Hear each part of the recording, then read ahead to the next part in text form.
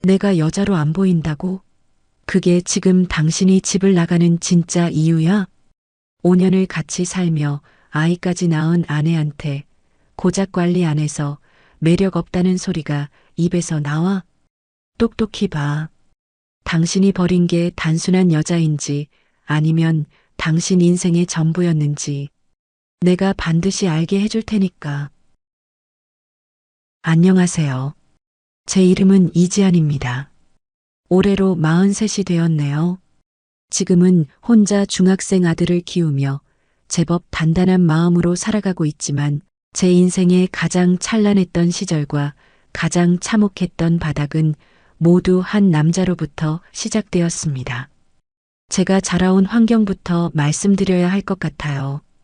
저는 아주 어릴 때부터 아빠라는 존재를 모르고 자랐습니다. 엄마는 홀로 저를 키우느라 늘 시장통에서 억척스럽게 일을 하셨고 저는 그런 엄마의 뒷모습을 보며 나중에 어른이 되면 꼭 따뜻한 가정을 꾸리겠다는 꿈 하나만을 품고 살았거든요. 아빠의 부재는 제 인생에 커다란 구멍 같았습니다. 비 오는 날 우산을 들고 마중 나오는 아빠를 둔 친구들이 세상에서 가장 부러웠으니까요. 형편이 넉넉지 못했기에 저는 일찌감치 대학 진학을 포기했습니다. 남들 다 가는 대학, 저라고 가고 싶지 않았겠어요? 하지만 고생하는 엄마를 보니 도저히 입이 떨어지지 않더라고요. 그렇게 고등학교를 졸업하자마자 작은 중소기업에 격리로 입사하게 되었습니다. 그곳에서 저는 운명처럼 혹은 악연처럼 그 사람을 만났습니다. 당시 영업부 부장이었던 김철수 씨였죠. 그는 저보다 나이가 훨씬 많았습니다. 30 후반의 노총각이었고 솔직히 말해서 젊지도 잘생기지도 않았어요. 배도 조금 나오고 인상도 평범하기 그지없었죠. 그런데 참 끈질겼습니다. 갓 20살이 넘은 저에게 어찌나 지극정성이던지 매일 아침 제 책상 위에 따뜻한 캔커피와 함께 짧은 쪽지를 남겨두곤 했습니다. 오늘 하루도 지안 씨 미소처럼 밝게 보내요. 같은 오글거리는 문구였지만 아빠 없이 자란 저에게 그런 다정함은 난생 처음 느껴보는 든든한 울타리 같았습니다. 지안 씨, 오늘 저녁에 삼겹살 어때요? 내가 정말 맛있는 집 아는데. 부장님, 저번에도 사주셨잖아요. 자꾸 이러시면 저 부담스러워요. 부담 갖지 마요. 그냥 지안 씨 잘 먹는 모습 보는 게 내 낙이니까. 내가 지안 씨 든든한 백이 되어주고 싶어서 그래요. 철수 씨는 무심하게 툭 던지듯 말하면서도 제 눈을 똑바로 쳐다보곤 했습니다. 그 눈빛엔 어떤 계산도 없는 진심이 서려 있는 것 같았거든요. 나중에야 알게 된 사실이지만 그는 그 회사 대표님의 외아들이었습니다. 소위 말하는 금수저였던 셈이죠. 하지만 그는 전혀 거들먹거리지 않았고 오히려 투박할 정도로 소탈했습니다. 그런 모습이 제 마음을 움직였나 봐요. 저를 아껴주는 그 마음이 어쩌면 제가 평생 그리워했던 아버지의 사랑과 닮아 있다고 착각했는지도 모르겠습니다. 결국 저희는 연애를 시작했고 1년 만에 결혼에 골인했습니다. 엄마는 대표님 댁 며느리가 된다며 동네방네 자랑을 하셨고 저 역시 꿈에 그리던 행복한 가정을 꾸리게 되어 세상을 다 얻은 기분이었습니다. 결혼 후 1년 만에 눈에 넣어도 아프지 않을 아들 민호를 낳았고 남편은 세상에 둘도 없는 다정한 아빠이자 남편으로 살았습니다. 주말이면 아이를 업고 공원을 산책하고 제 손에 물 한 방울 안 묻히겠다며 설거지를 도맡아 하던 사람이었으니까요. 저는 정말 제가 세상에서 가장 행복한 여자인 줄로만 알았습니다. 하지만 행복은 그리 길지 않았습니다. 결혼 5년 차에 접어들 무렵 남편이 조금씩 변하기 시작하더라고요. 매일같이 칼퇴근을 하던 사람이 회식이네, 야근이네 하며 늦게 들어오는 날이 잦아졌습니다. 집에 와서도 예전처럼 제 눈을 맞추지 않았고 아이와 놀아주는 시간도 현저히 줄었습니다. 무엇보다 가장 견디기 힘들었던 건 저를 바라보는 그의 차가운 시선이었습니다. 당신 요즘 왜 자꾸 늦어? 어제도 새벽에 들어왔잖아. 회사 일이 바쁘다니까 왜 자꾸 캐물어? 당신이 뭘 안다고 그래. 예전엔 아무리 바빠도 전화 한 통은 해줬잖아. 나 걱정하는 거 알면서. 아, 정말 숨 막혀서 못 살겠네. 집구석에 들어오면 좀 편히 쉬고 싶은데 당신 잔소리 듣는 것도 이제 지친다, 지쳐. 그는 신경질적으로 넥타이를 풀어 헤치며 안방으로 들어가 버렸습니다. 가슴이 철렁 내려앉더군요. 제가 알던 다정한 철수 씨는 어디로 간 걸까요? 남편의 옷가지에서 낯선 향수 냄새가 나기 시작했고 휴대폰을 화장실까지 들고 들어가는 모습을 보며 저는 직감했습니다. 무언가 잘못되어 가고 있다는 것을요. 속이 타들어가던 어느 날 저는 예전 회사 동료였던 친한 언니에게 전화를 걸었습니다. 아직 그 회사에 다니고 있었기에 남편에 대해 뭐라도 알고 있지 않을까 하는 신락 같은 희망 때문이었죠. 이런저런 안부를 묻다가 조심스럽게 남편의 요즘 근황을 물었습니다. 그런데 언니의 대답은 제 상상보다 훨씬 참혹했습니다. 지안아, 너 정말 몰랐어? 김 부장. 아니, 이제 상무지. 요즘 거래처 여직원 하나랑 아주 찰떡같이 붙어 다녀. 이름이 박미정이라던가. 회사 근처 카페에서 둘이 손잡고 있는 걸 본 사람도 한둘이 아니야. 심장이 쿵하고 바닥으로 떨어지는 기분이었습니다. 박미정. 그 이름 석자가 제 머릿속을 헤집어 놓더군요. 설마 했던 의심이 확신으로 바뀌는 순간 저는 정신없이 남편의 뒤를 캐기 시작했습니다. 그가 말한 야근이 누구를 위한 시간이었는지 직접 확인해야만 했으니까요. 며칠 뒤 퇴근하는 남편의 차를 몰래 따라갔습니다. 그가 도착한 곳은 회사 근처의 한 오피스텔이었고 차에서 내린 남편의 곁에는 아주 젊고 화려하게 꾸민 여자가 기다리고 있었습니다. 두 사람은 거리낌 없이 서로를 껴안았고 남편은 제가 본 적 없는 환한 미소를 지으며 그녀의 허리를 감싸 안더군요. 그 광경을 목격한 순간 저는 차마 차 밖으로 나가지도 못한 채 핸들을 잡고 오열했습니다. 그날 밤 남편이 들어오자마자 저는 참아왔던 울분을 터뜨렸습니다. 하지만 남편의 반응은 더욱 기가 막혔습니다. 미안하다는 말 한마디는커녕 오히려 제 탓을 하며 소리를 지르더라고요. 그래, 봤으면 잘 됐네. 박미정 씨, 나랑 정말 잘 통해. 당신처럼 집에서 살림만 하면서 애 키우는 여자랑은 대화 자체가 안 된다고. 어떻게 당신이 나한테 이래? 내가 누구 때문에 대학도 포기하고 누구 때문에 청춘을 다 바쳐서 아이 키웠는데 누가 그러라고 시켰어? 결혼 후에 당신 거울 좀 봐. 화장기 하나 없는 얼굴에 다 늘어난 티셔츠. 이제 당신 여자로도 안 보여. 자기 관리도 안 하는 여자랑 사느니 차라리 마음 맞는 사람 찾아가는 게 나아. 그는 그 길로 짐을 싸서 집을 나갔습니다. 그 상간녀와 동거를 시작한다면서요. 적반하장도 유분수지 5년의 세월을 송두리째 부정당한 저는 한동안 숨조차 제대로 쉬지 못했습니다. 하지만 무너질 수만은 없었습니다. 저에게는 아직 어린 아들 민우가 있었으니까요. 결국 저는 이혼을 선택했습니다. 남편은 마지막 잡이라도 베푸는 양 매달 300만 원에 양육비와 살고 있던 아파트를 제 명의로 넘겨주는 조건으로 합의 이혼에 서명했습니다. 저도 더는 그 비겁한 얼굴을 보고 싶지 않았기에 지옥 같은 그 시간을 끝내기로 했습니다. 하지만 마음 한구석은 늘 시렸습니다.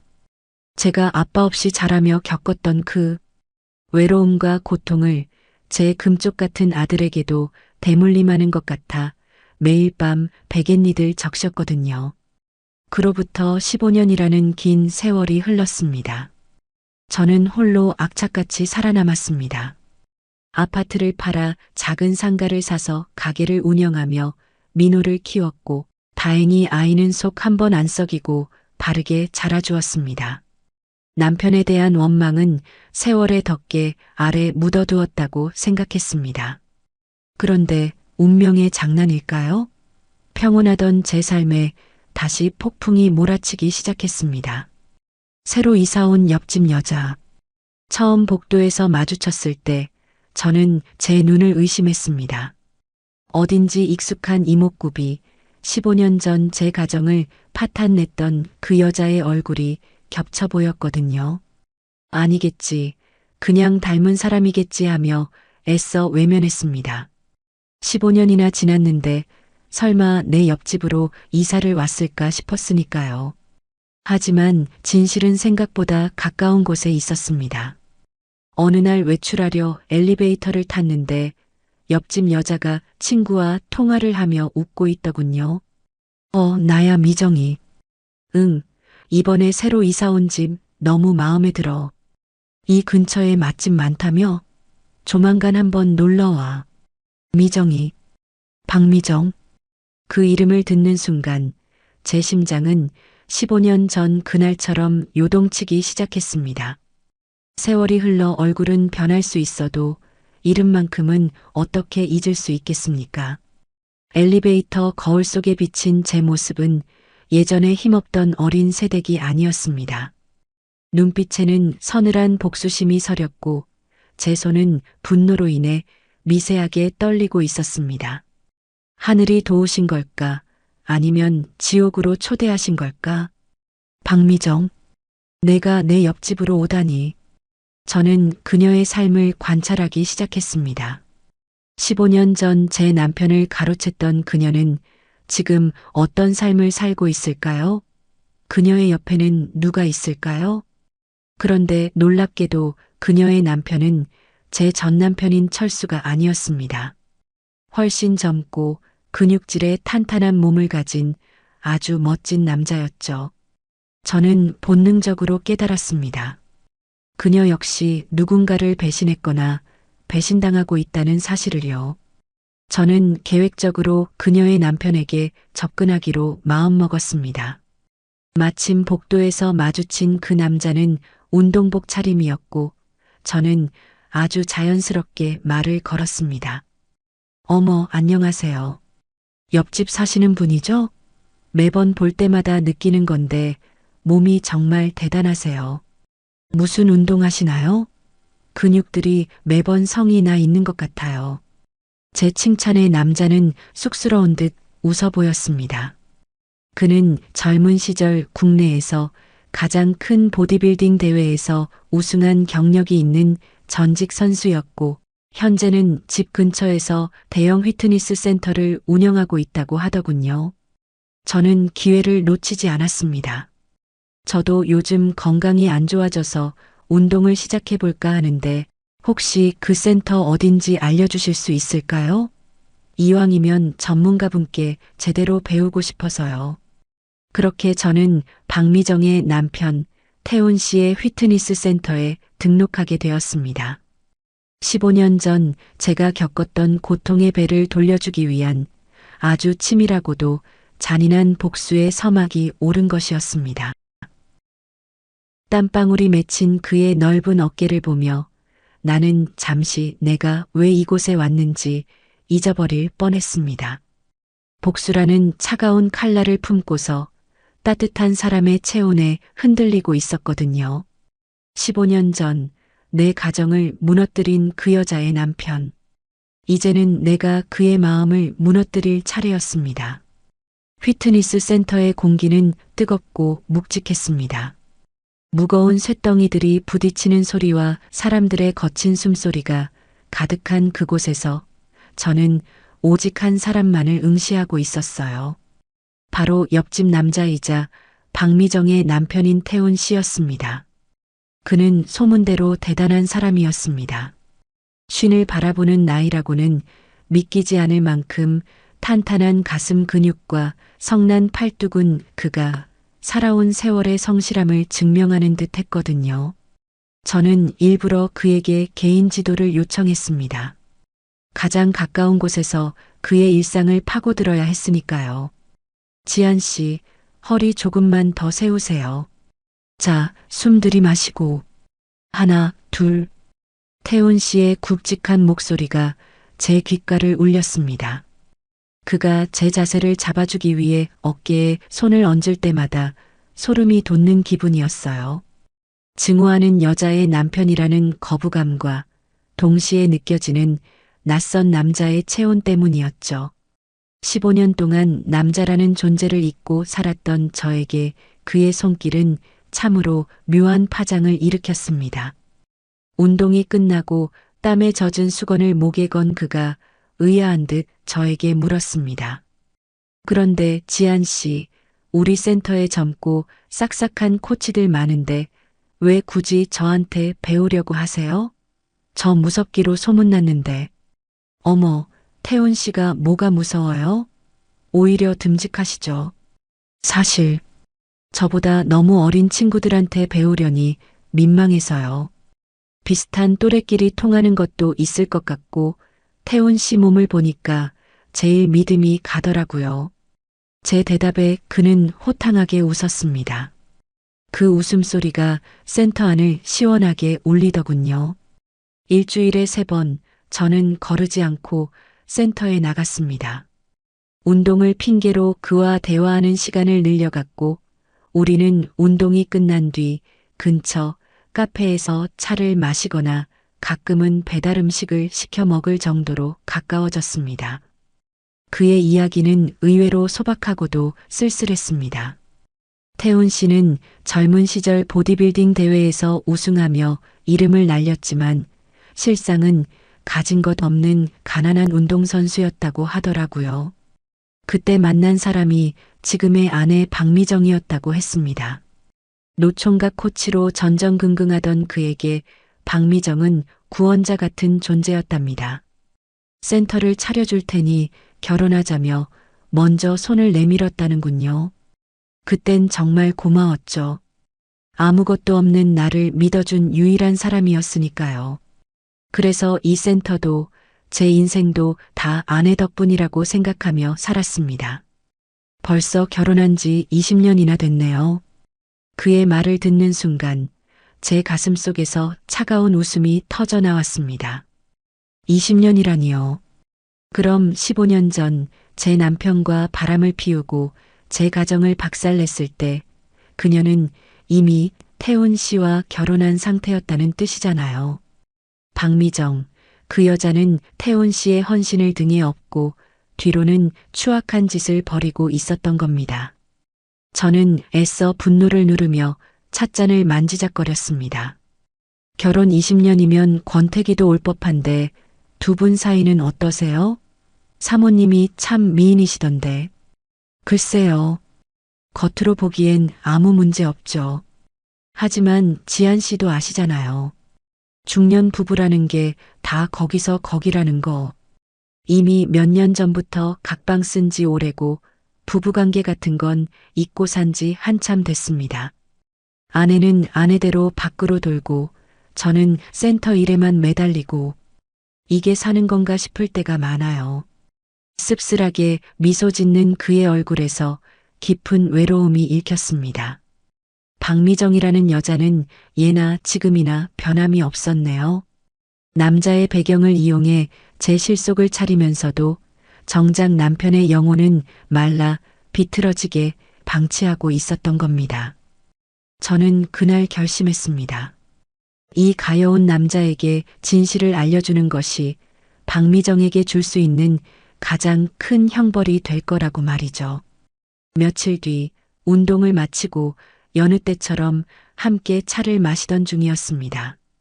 저는 미리 준비해온 사진 몇 장과 과거의 기록들을 가방에서 꺼냈습니다. 15년 동안 버리지 못하고 가슴 한구석에 쟁여두었던 제 전남편과 박미정이 다정하게 찍힌 사진들이었죠. 태훈 씨, 제가 오늘 정말 하기 힘든 이야기를 좀 하려고 해요. 사실 태훈 씨 아내인 박미정 씨를 예전부터 아주 잘 압니다. 제 말에 태훈 씨의 눈동자가 흔들렸습니다. 저는 떨리는 목소리로 15년 전의 일들을 쏟아냈습니다.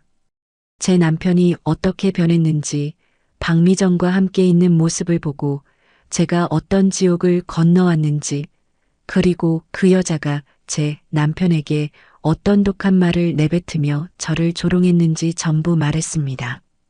태훈 씨는 한동안 아무 말도 하지 못했습니다.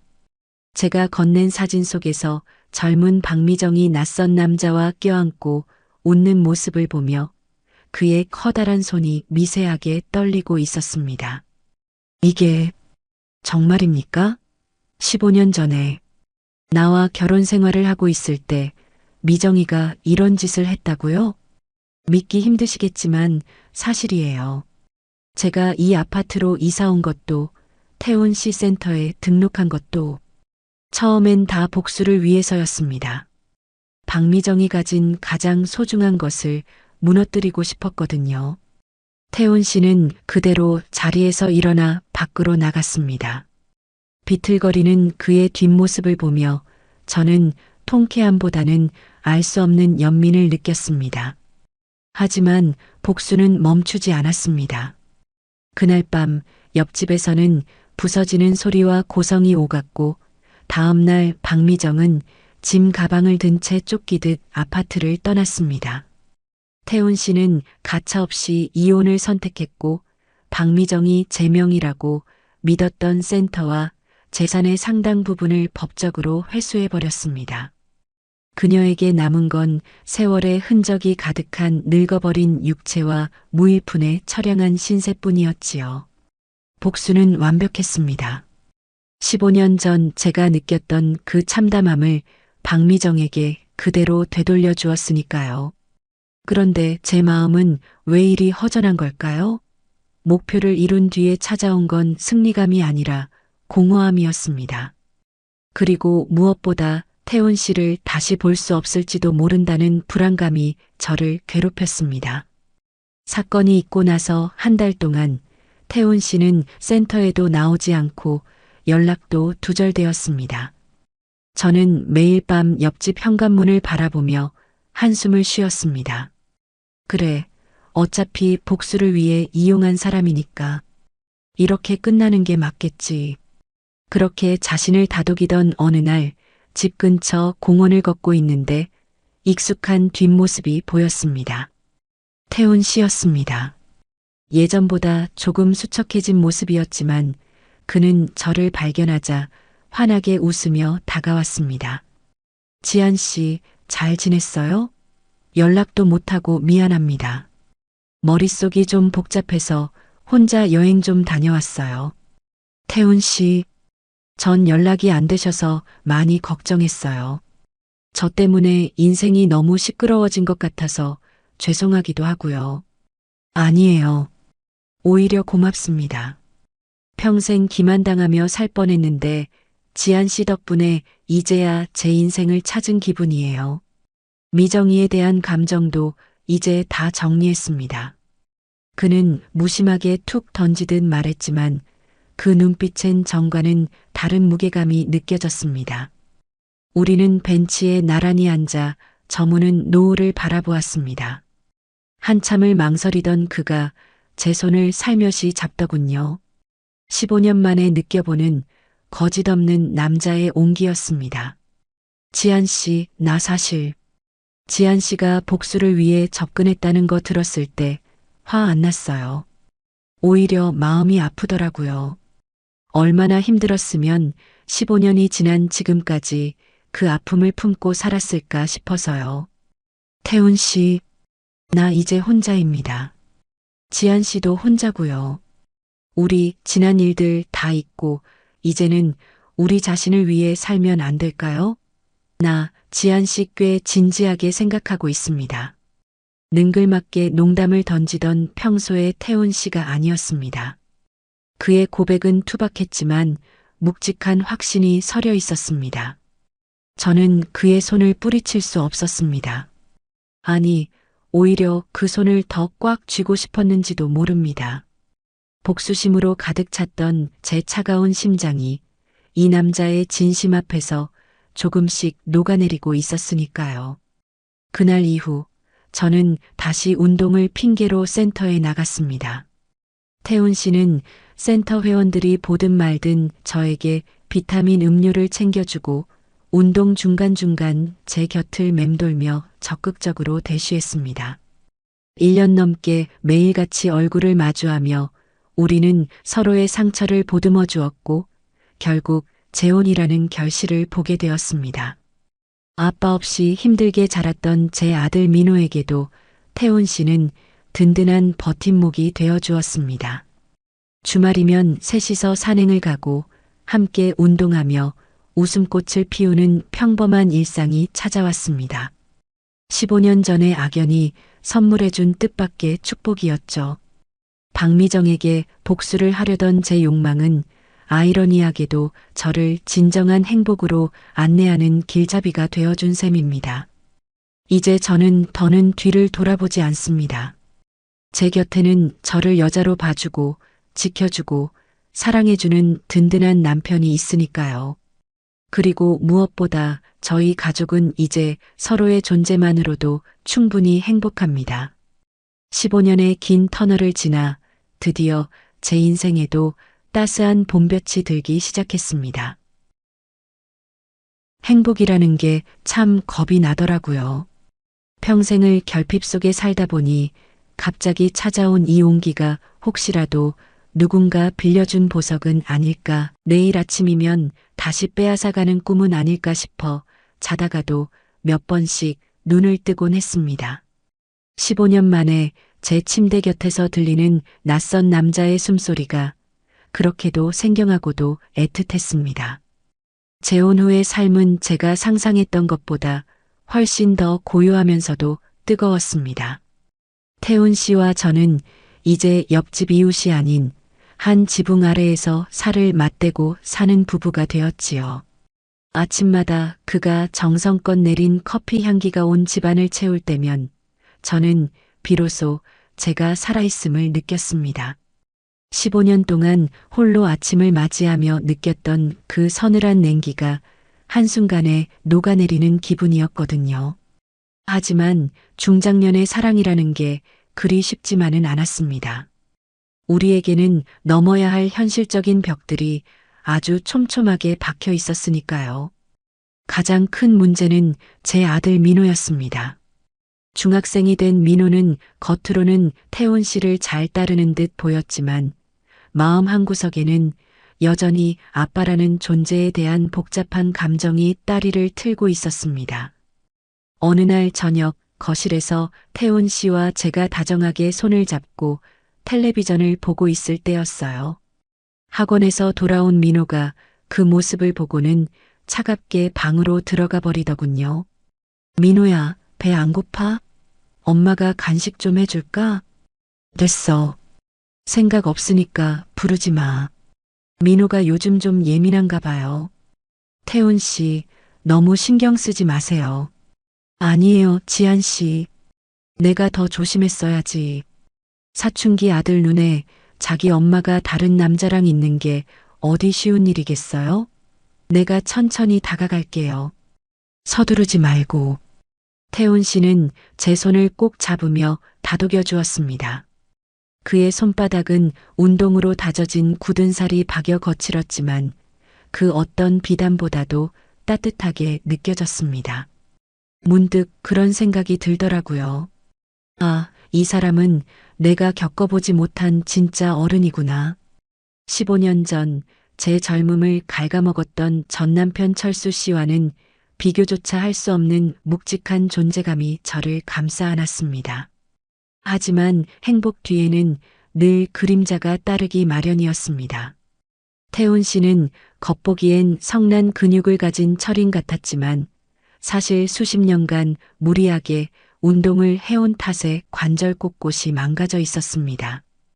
비가 오는 날이면 그는 소리 없이 무릎을 비비며 인상을 찌푸리곤 했지요. 한때 국내 최고의 보디빌더로 화려한 조명을 받았던 남자가 이제는 계단을 오를 때마다 신음 섞인 숨을 내뱉는 모습은 제 가슴을 저미게 했습니다. 태훈 씨, 오늘 병원 좀 가봐요. 무릎이 또 부었잖아요. 에이, 운동하는 놈이 이 정도는 달고 사는 거예요. 지한 씨 걱정시키는 게 제일 싫어서 참는 거지. 참는 게 능사가 아니에요. 나이 들면 제일 무서운 게 건강이라는데. 당신 아프면 내 마음은 어떨지 생각 안 해봤어요? 하하, 우리 지한 씨가 이제 마누라 티를 팍팍 내네. 알았어요. 내일 센터 비울 때 같이 가요. 당신이 같이 가주면 안 아플 것 같네. 그는 능글맞게 웃으며 제 어깨를 감싸 안았지만 저는 그의 눈가에 깊게 패인 주름을 보며 세월의 무상함을 느꼈습니다.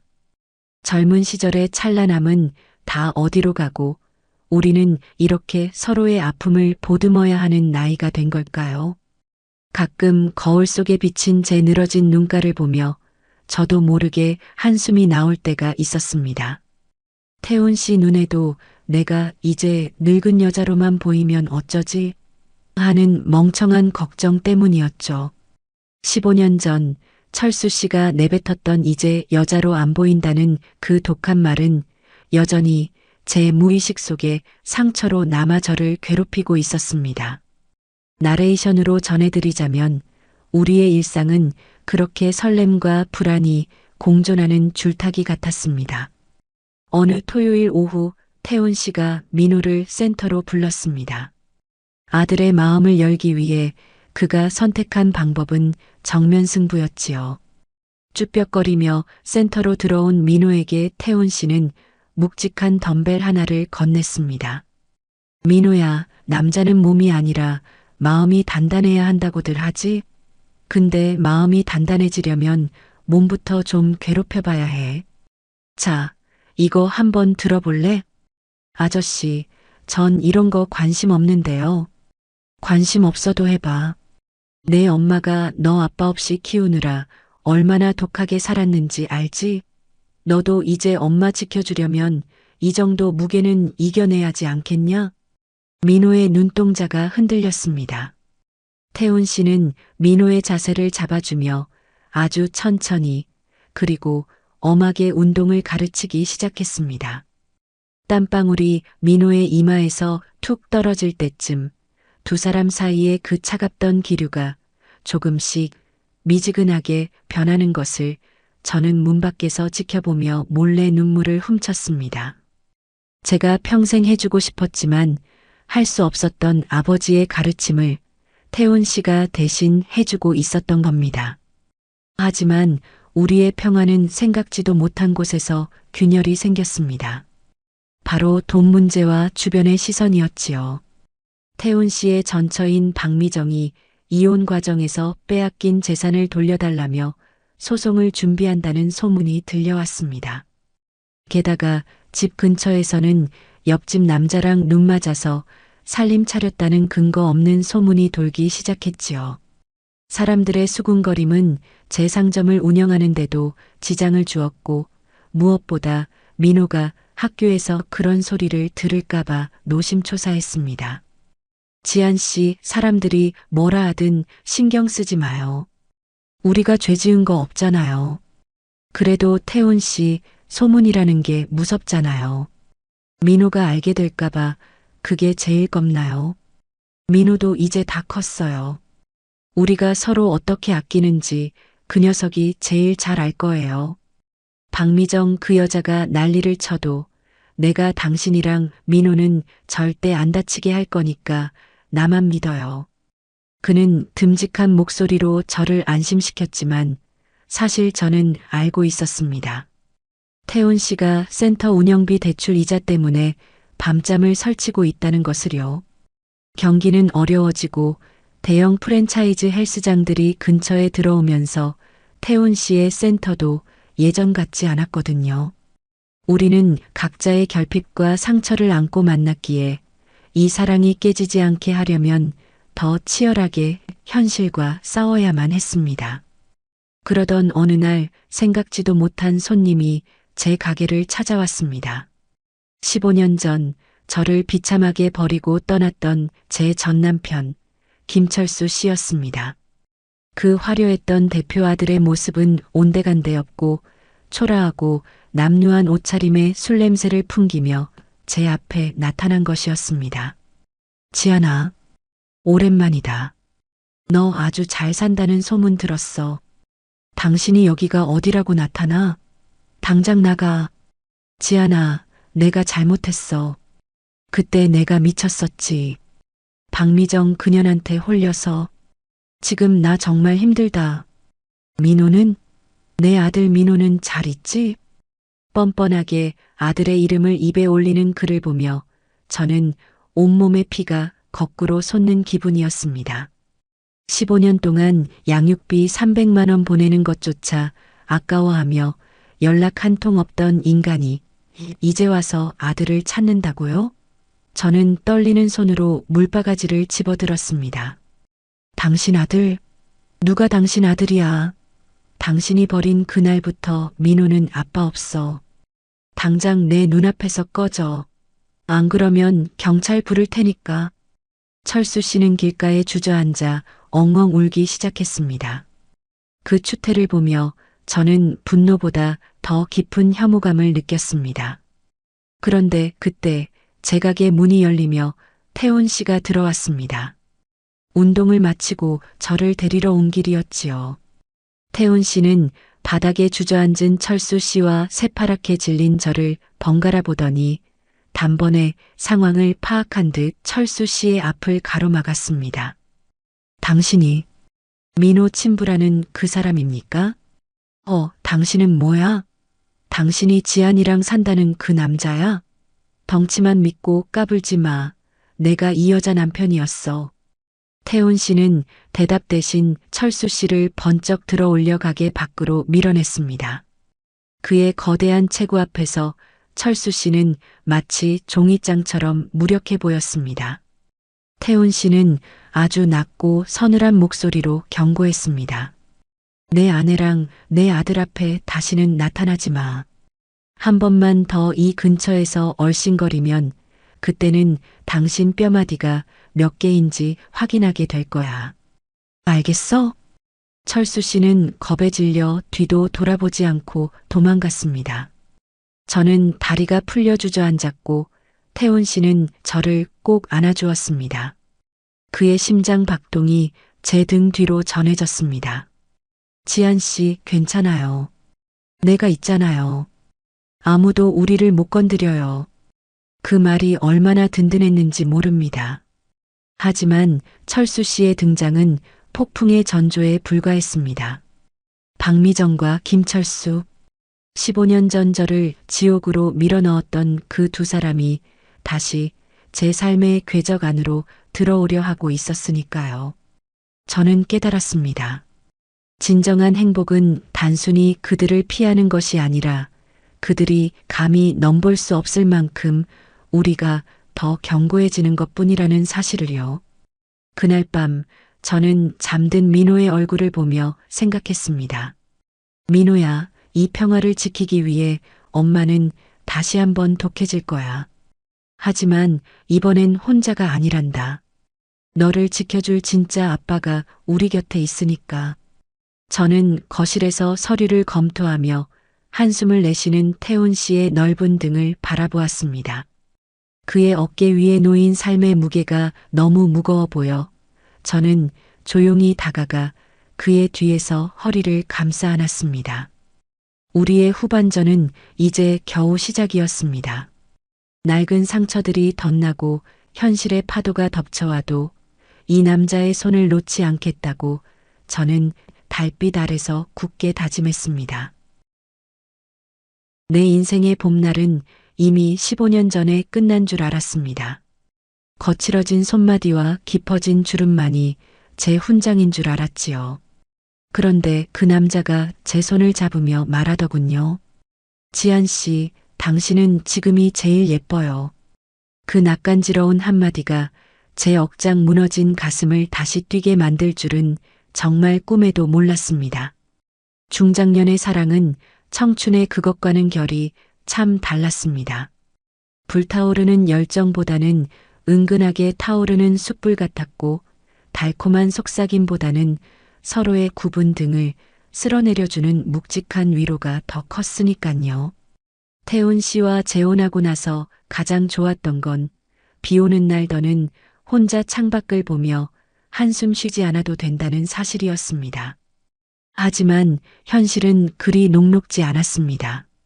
전 남편 철수 씨의 등장은 우리 가족에게 커다란 파문을 던졌고 박미정의 도끼 서린 소송은 태훈 씨의 어깨를 짓누르고 있었거든요.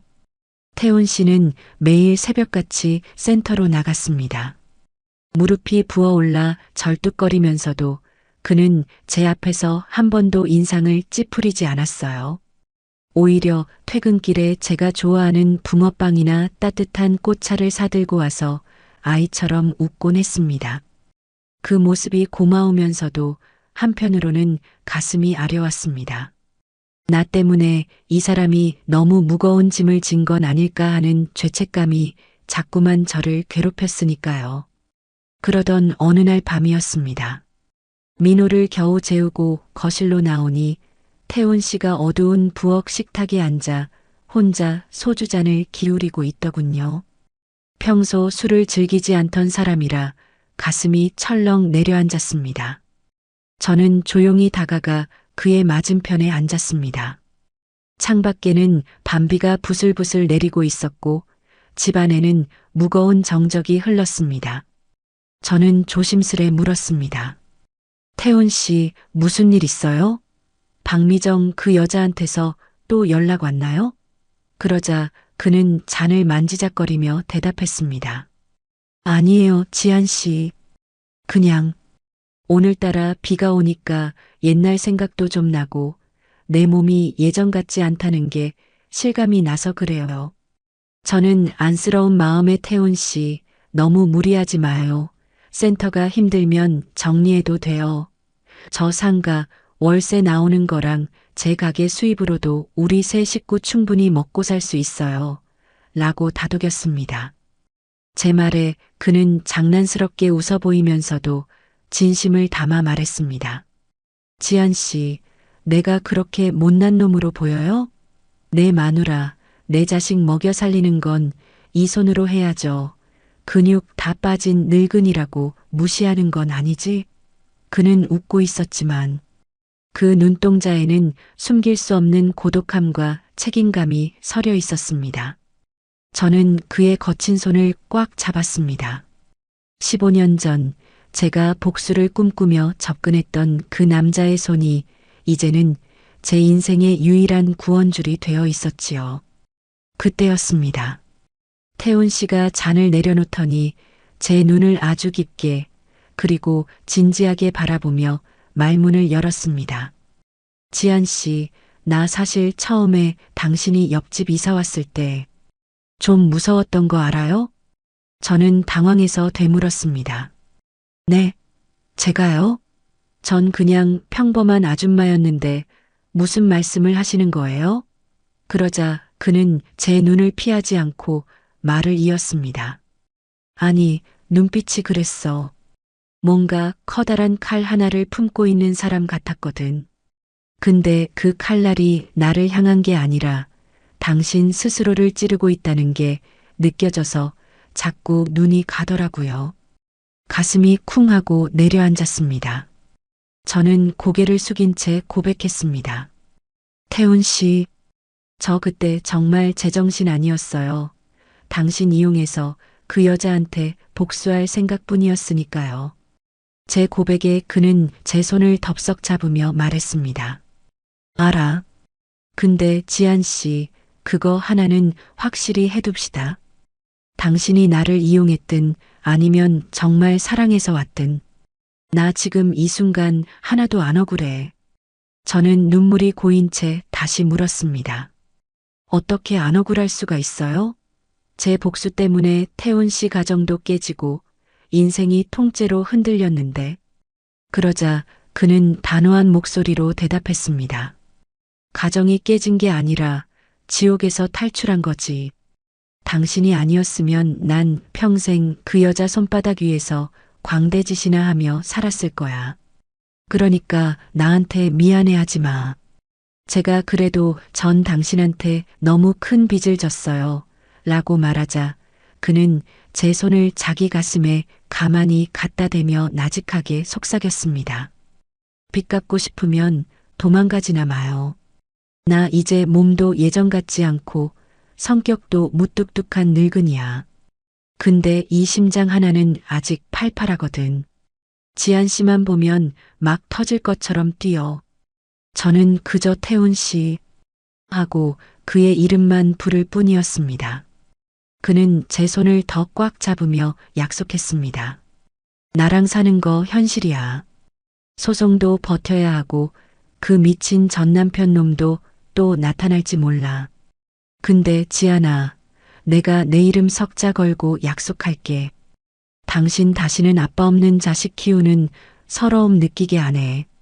내가 민호 아빠로 내 남편으로 뼈가 가루가 될 때까지 버틸 거니까. 넌 그냥 내 옆에 있어 주기만 해. 알겠지? 눈물이 쏟아졌습니다. 고마워요. 정말 고마워요, 태훈 씨. 제 말에 그는 짐짓 장난스러운 표정을 지으며 말했습니다. 꺼봐, 또 고맙대. 이럴 땐 사랑한다고 하는 거야. 자, 따라해봐. 사랑해요, 태훈 씨. 저는 눈물을 훔치며 웃으며 대답했습니다. 사랑해요. 정말 사랑해요. 그러자 그는 환하게 웃으며 선언했습니다. 들었네. 이제 도망 못 가. 내일 당장 무릎 수술 날짜 잡을 거니까 당신이나 병수발 다 들어야 해. 이게 내 복수야. 알겠지? 태훈 씨의 그 능글맞으면서도 묵직한 고백에 저는 그만 참았던 울음을 터뜨리고 말았습니다. 그는 저를 품에 안고 등을 토닥여 주었습니다. 그의 넓은 가슴에서는 따뜻한 사람 냄새와 파스 향기가 섞여 났지만 그 어떤 명품 향수보다도 달콤하게 느껴졌습니다. 15년이라는 긴 세월 동안 꽁꽁 얼어붙어 있던 제 마음속 응어리가 그 남자의 온기 앞에서 한순간에 녹아내리는 기분이었거든요. 하지만 우리의 앞길에는 여전히 거센 파도가 기다리고 있었습니다. 다음 날 전 남편 철수 씨가 변호사를 대동하고 제 가게로 들이닥친 것입니다. 그는 친권 및 양육비 변경 소송을 제기하겠다며 으름장을 놓았습니다. 15년 동안 민호를 찾아오지도 않았던 사람이 이제 와서 자식의 미래를 운운하며 저를 압박하기 시작한 것이었죠.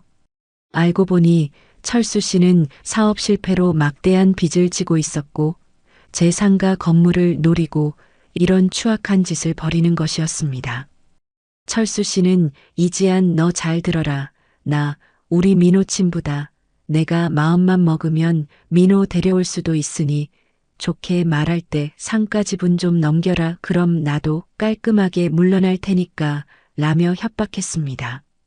당신 정말 인간도 아니라고 15년 전엔 여자 없으면 못 산다더니 이젠 돈 없으면 못 살겠느냐고 당신 같은 인간한테 민호 손가락 하나 못 주니 당장 꺼지라고 소리를 질렀습니다. 그러자 그는 비열하게 웃으며 서류 한 장을 내밀었습니다. 태훈 씨의 휘트니스 센터가 처한 경영난과 박미정과의 소송 내용이 상세히 적힌 보고서였지요. 너랑 사는 그 보디빌더 놈 지금 파산 직전이라며? 그런 놈이 우리 민호를 어떻게 키워? 법적으로 가면 내가 불리해. 잘 생각하라고 라며 저를 비웃었습니다. 그의 말을 듣는 순간 눈앞이 캄캄해졌습니다. 태훈 씨가 저에게 숨겨왔던 고통의 깊이가 어느 정도인지 비로소 실감이 났거든요. 하지만 제가 무너지면 우리 가족도 끝이라는 생각이 들었습니다. 저는 흔들리는 마음을 다잡으며 철수 씨를 노려보았습니다. 그날 저녁 저는 태훈 씨에게 철수 씨가 다녀간 사실을 말하지 않았습니다. 대신 그가 잠든 사이 그의 퉁퉁 부은 무릎에 정성껏 찜질해주며 결심했습니다. 박미정, 김철수, 당신들이 우리를 무너뜨리려 할수록 나는 더 강해질 거라고요.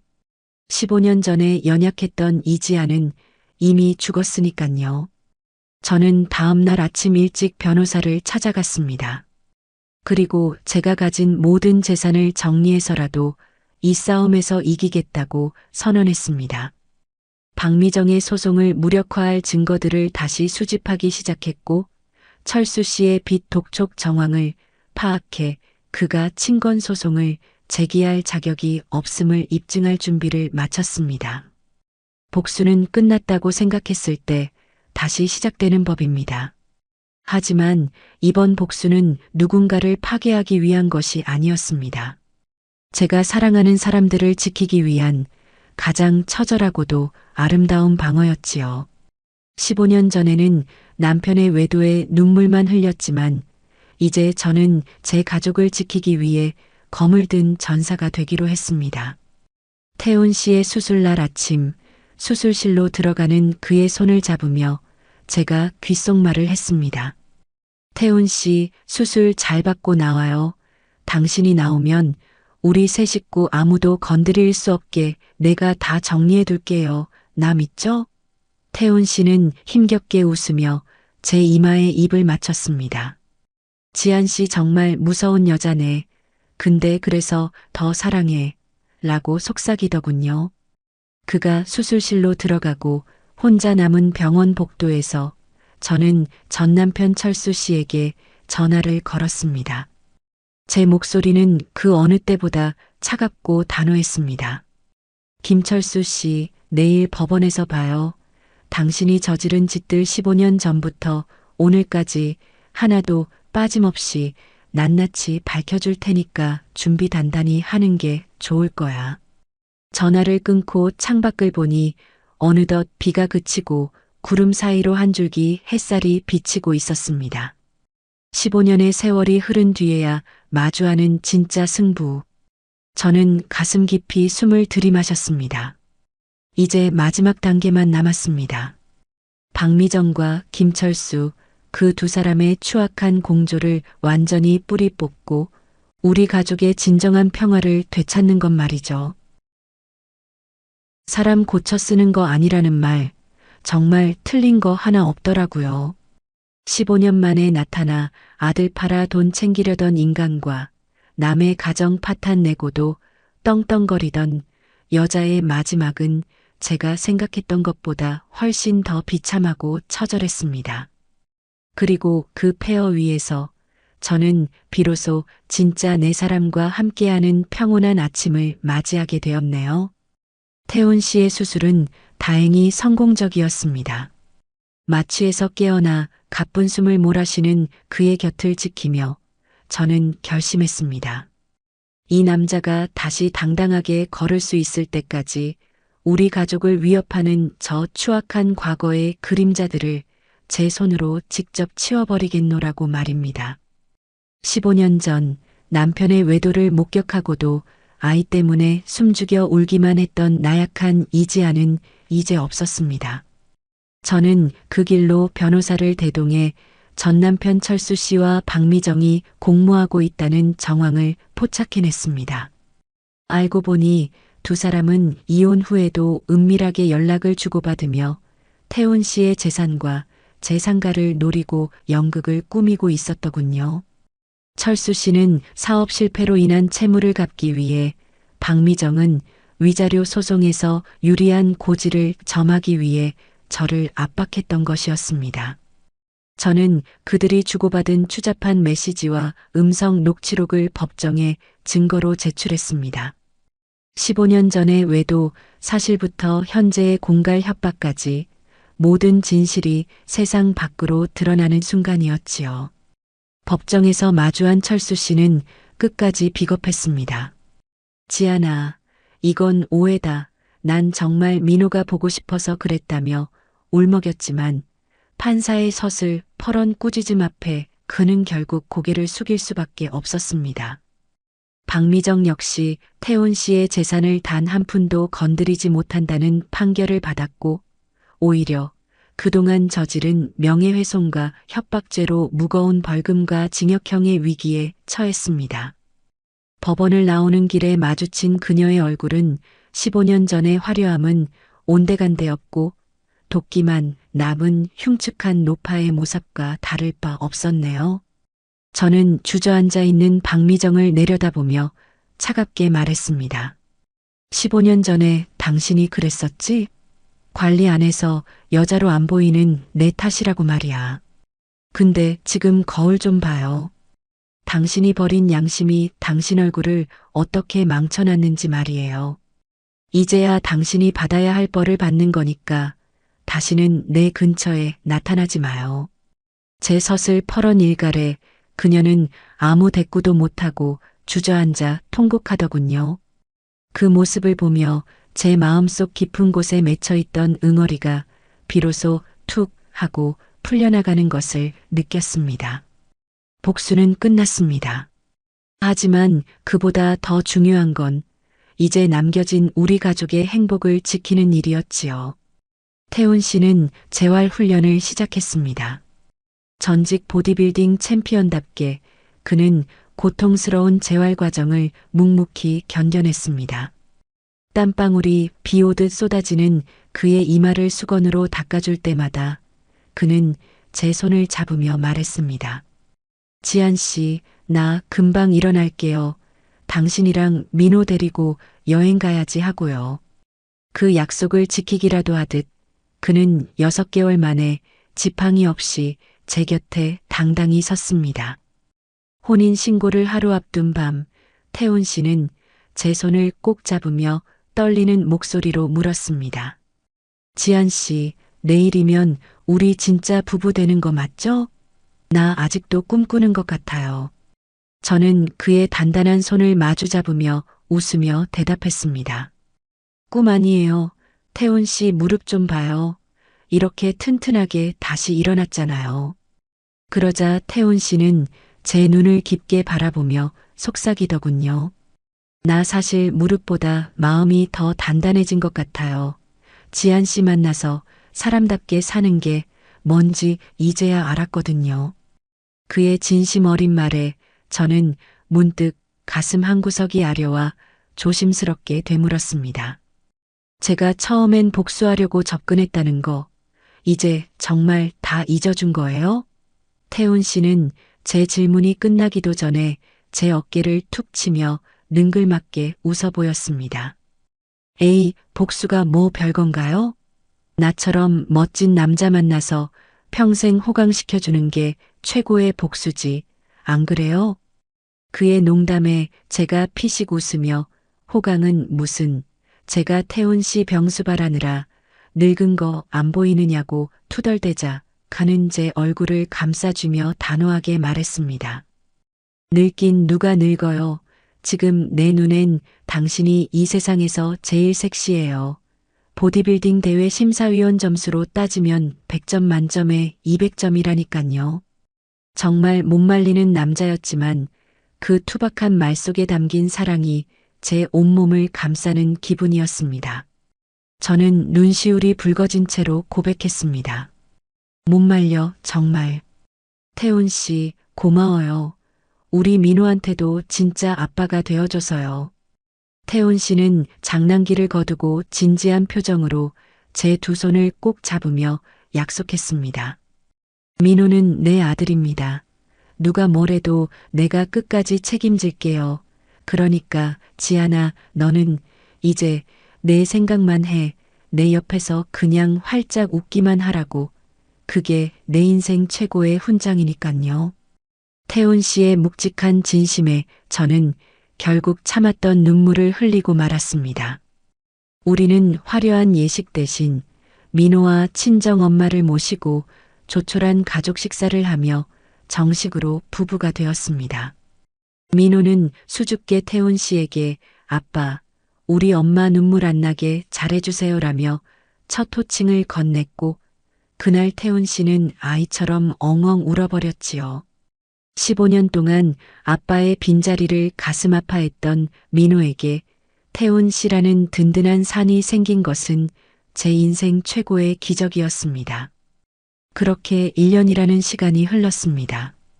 태훈 씨의 휘트니스 센터는 입소문을 타고 다시 활기를 찾았습니다. 중장년층을 위한 맞춤형 재활 운동으로 특화한 덕분에 회원들이 줄을 이었지요. 저 역시 가게 일을 정리하고 센터의 실장으로서 남편의 곁을 지키고 있습니다. 이제 우리는 함께 출근하고 함께 운동하며 저녁이면 마주 앉아 소박한 밥상을 나눕니다. 가끔 길을 걷다 거울에 비친 제 모습을 봅니다. 15년 전 생기를 잃고 무너져가던 그 젊은 여자는 이제 없습니다. 대신 눈가에 웃음주름이 지고 마음이 단단해진 진짜 사랑을 아는 성숙한 여인이 서 있더군요. 전 남편 철수는 결국 빚더미에 앉아 지방을 전전한다는 소식을 들었고 박미정은 사람들의 손가락질을 견디지 못하고 어디론가 사라졌다고 합니다. 인과응보라는 게 참 무섭다는 생각을 하면서도 저는 그들에 대한 원망조차 이제는 남겨두지 않기로 했습니다. 미움도 에너지가 필요한데 저는 이제 그 에너지를 제 남편과 아들을 사랑하는 데만 쓰고 싶으니깐요. 지한 씨, 뭐해요? 손님들 오기 전에 우리 커플 운동 한 세트 더 해야지. 멀리서 태훈 씨가 환하게 웃으며 저를 부릅니다. 땀 냄새 섞인 그의 부름이 세상 그 어떤 음악보다 아름답게 들립니다. 아빠 없이 자란 어린 지한이에게 말해주고 싶어요. 내 잘못이 아니라고. 너는 사랑받을 자격이 충분하고 언젠가 반드시 너를 가장 소중하게 여겨줄 사람을 만나게 될 거라고요. 15년의 지옥 같은 시간은 오늘 이 눈부신 햇살을 맞이하기 위한 긴 밤이었을 뿐이라고 말입니다. 저는 남편을 향해 환하게 웃으며 달려갑니다. 우리 인생의 가장 찬란한 황금기는 바로 지금, 이 순간부터 시작이니깐요. 시청자 여러분, 혹시 지금 삶의 무게가 너무 무거워 주저앉고 싶으신가요? 늦었다고 생각하지 마세요. 진실한 마음과 용기만 있다면 우리 인생에도 반드시 두 번째 봄은 찾아옵니다. 제가 그랬던 것처럼 말이에요.